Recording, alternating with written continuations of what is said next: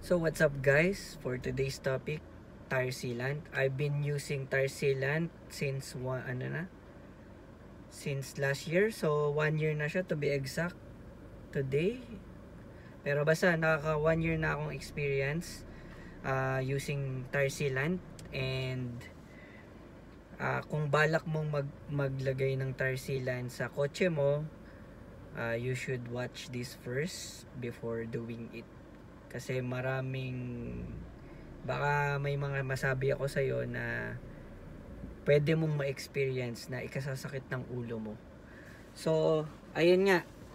So, tire sealant, okay naman siya. Proven siya. Actually, proven na working talaga siya. Ilang beses na akong napako. Tinanggal ko lang yung pako.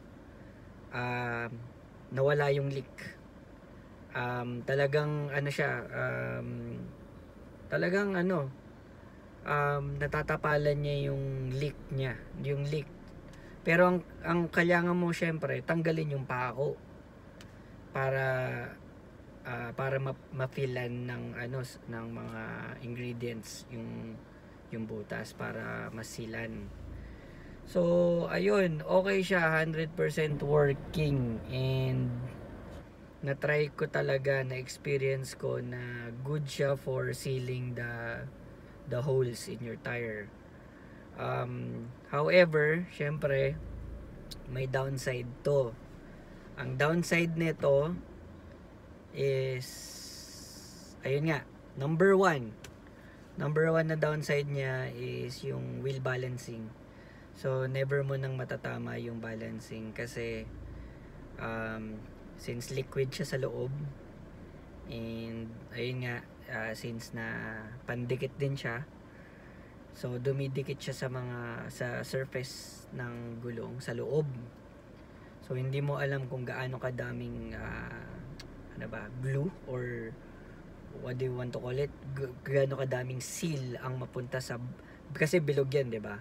So hindi mo ma-identify na mas maraming seal yung mapunta dito, or balance, hindi mo siya talaga mababalance. So umiikot yan eh. Kumbaga, ano yung makapal na seal, syempre kunwari mas makapal yung dito, bilog, so mas mabigat yung ditong part. So yun yung explanation pa sa hindi mo mababalance yung wheel balancing. So ayun, ramdam ko sa highway yung tagtag, and matagtag siya talaga sa highway. Tapos second na experience ko is yun nga, 'di ba sa gasoline station iseset mo yung PSI kasi automatic na siya eh. So nag-error. Reason behind kasi unang-una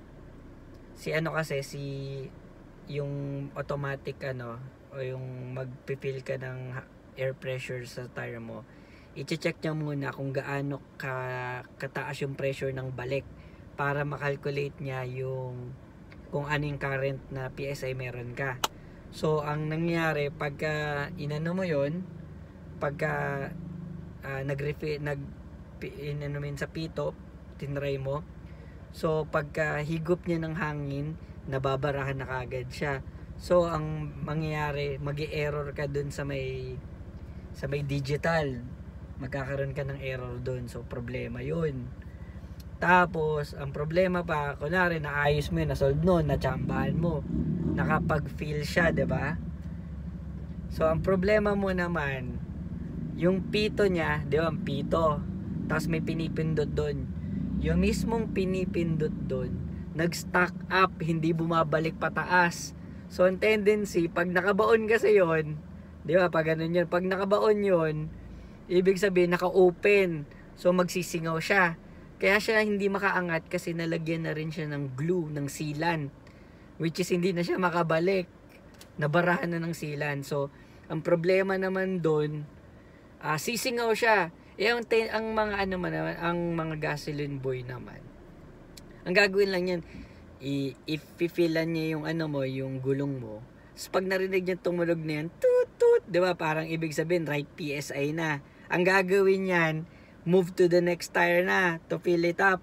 Ang problema, hindi nga bumabalik yung mismong sa pito yung ano doon, yung pinipindot para makapag-refill at saka magbawas, 'di ba? So, ang mangyayari niyan, uuwi ka, magugulat ka, yung 4 na gulong mo bumabagsak. Kung hindi man bumagsak, mapipilan man ng ano, pero still hindi ka pa rin sure na walang sumisingaw.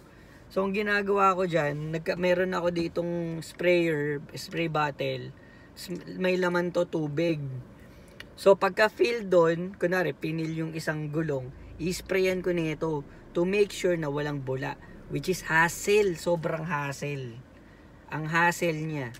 So, lahat ng gulong, 4 na gulong, i-sprayan ko nito para malaman ko na hindi siya sumisingaw. Kasi pag sumisingaw yun, kinabukasan pagising mo, flat yan. Paano kunwari 2 gulong yun na flat, iyakan yan. Hindi mo madadala yan sa ano kasi isa lang ang spare natin. Actually, ayun nga, yun yung mataas na risk niya. Pag nagpahangin ka, hindi mo alam kung may singaw yung pito. Kasi, dahil sa sealant, hindi makabalik yung pinipindot sa pito. Kaya nangyayari, sumisingaw siya. So, napakadelikado nito, lalo na, kunwari, hindi ma-DIY yung user, yung driver nyo. Kumbaga, yung nag-maintain ng kotse. Kunwari, hindi siya malakas mag-DIY or yung ano niya, mechanic thinking niya, mahina. So, yari kayo dun. Platan kayo dun. Lalo na pag babae. Siyempre, wala namang alam niyan eh. Ang gagawin lang yan, magpapagas, sasabihin dun sa gasoline boy, boss, pahangin naman. O, paano yun? Pag inanginan yung lahat, siyempre, hindi naman bababa yun para mag-spray pa ng tubig para lang matest kung may leak o wala. So, ayun, I am not recommending sa mga situational to guys for me kasi it's not recommended when you are living in in city. Pero kunwari yung kotse nyo pick up pang ranch, yung pang malayuan yung gasoline station, malayuan yung vulcanizing, yan recommended ko. May sarili kayo pang pump, yan recommended ko. Kasi yun nga malayo sa malayo sa vulcanization, tapos meron naman kayo sariling pump. So i-DIY, ayun, kung ma-DIY naman kayo, i-DIY nyo na lang. So kailangan nyo i-check manually. Pero kunwari nasa city kayo, ganyan, and kasi hindi natin maiwasan, from time to time nagde-deflate talaga ang tire. Kahit walang butas, nagde-deflate yan. Iwan nyo yan ng isang buwan, magde-deflate yan. So part of maintenance na rin kasi talaga eh. At least once a month magpa-check ka, o once a month akong iisa-isahin ko yung gulong. Ang sakit sa ulo nun. Tsaka delikado siya sa mga gagamit na, syempre hindi lang naman ikaw yung user ng kotse, pwedeng asawa mo, pwedeng nanay mo, pwedeng tatay mo. So parang delikado siya. Kung biglang hinaram ng kuya mo, hindi niya alam na gano'n, nagpahangin lang. So ang problema niyan, magulat siya, 4 na gulong lagpak, kumbaga deflated pagising niya kinabukasan. O diba? Kumbaga sa akin, I am not recommending sa mga maraming multi-user, one car multi-user. Hindi ko siya nire-recommend sa ganun kasi nga nag-i-stack up yung yun nga. Pero ang pinaka sure ko talaga kunwari makatapa ka ng pako, tatagal talaga kahit linggo. 1 linggo tatagal yan guys. Pero yun nga lang, kumbaga yun nga, ang hirap lagyan ng hangin. Tapos pangalawa, wheel balancing. Yun yung problema dun. So ayun guys, I'm not recommending to put, pero kunwari taga rancho ka, or taga bundok, kumbaga malayo yung mga vulcanizing, and ayun, i-DIY mo, perfect siya. Pero yun lang, kumbaga dun ko lang siya mare-recommend. Pero sa city, wag na. Tsaka kunwari mahilig ka naman sa highway, sorry namatay yung flashlight ko At gabi ko na kasi to finilm, bigla ko lang naisip, and yun nga yung mga struggles ko. So ayun, syempre nasa sa inyo pa rin yan. At wala akong pinapatamaan na brand ng sealant. Applied to all brands. Pero ayun nga, nare-recommend ko lang siya sa mga pangbundok na kotse. Pero pagka sa city, I am not recommending it kasi mas delikado pa. Ayun nga, kailangan mo i-check manually talaga isa-isa, and hindi mo siya mawi-wheel balance, talagang aalog ka sa highway. Ayun, and sana meron ako na itulong sa inyo kung magpapalagay man kayo or kung ano man, kung may plano man kayo. Sana at least nabigyan ko kayo ng heads up information, sana nakatulong ako. And ayun, thank you for watching. And kung hindi ka pa nakasubscribe, please subscribe now. And tulong mo na sa akin yan, guys. And ayun, see you in my next video. Bye.